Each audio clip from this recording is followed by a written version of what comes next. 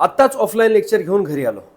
माझ्या स्टुडंटमध्ये majority number of स्टुडंटचा एकच common doubt होता की सर आता डिसेंबर सुरू झालेला आहे, जानेवारीमध्ये आमचे प्रॅक्टिकल्स आहेत, फेब्रुवारीमध्ये लगेच बोर्डाची एक्झाम आणि मार्चमध्ये ती एक्झाम संपते आणि लगेच एप्रिलमध्ये सी ई टीची एक्झाम.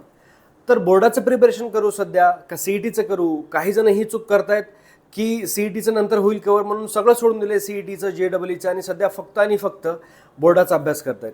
अशा ज्या चुका आहेत त्या चुका तुमची 2 वर्ष केलेली मेहनत सगळी पाण्यामध्ये घालतात. असं समजा की पूर्ण आपण मॅच चांगली खेळलो बट शेवटच्या 2 ओव्हरमध्ये खूप खराब खेळलो आणि मॅच हरून गेलो, त्या टाईपची सिच्युएशन होणार आहे. असं व्हायचं नसेल तर सध्या डिसेंबर चालू आहे. डिसेंबरमध्ये जर तुम्ही एका दिवशी जर सपोज 4 तास अभ्यास करताय, एक्झाम्पल देतो, 4 तासाने काम नाही होणार आहे.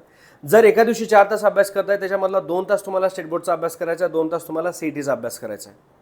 जेव्हा तुम्ही जानेवारीमध्ये जाल तेव्हा तुम्हाला प्रॅक्टिकलच्या सोबत अभ्यास करायचा आहे स्टेट बोर्डचा आणि फेब्रुवारीचे जे पहिले 10 दिवस आहेत त्याच्यामध्ये दिवस रात्र फक्त आणि फक्त स्टेट बोर्डचा अभ्यास करायचा आहे. या टाईपची जर तुम्ही स्ट्रॅटेजी घेऊन चाललात समोर तर तुम्हाला बऱ्यापैकी दोन्ही गोष्टी कव्हर होऊन जातील.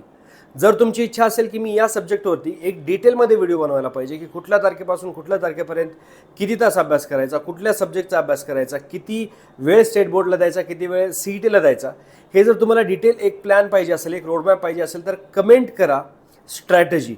आज रात्रीपर्यंत तुम्हाला 100% एक चांगला व्हिडिओ देतो ज्याच्या मदतीनं तुम्ही चांगलं प्रिपरेशन करू शकता.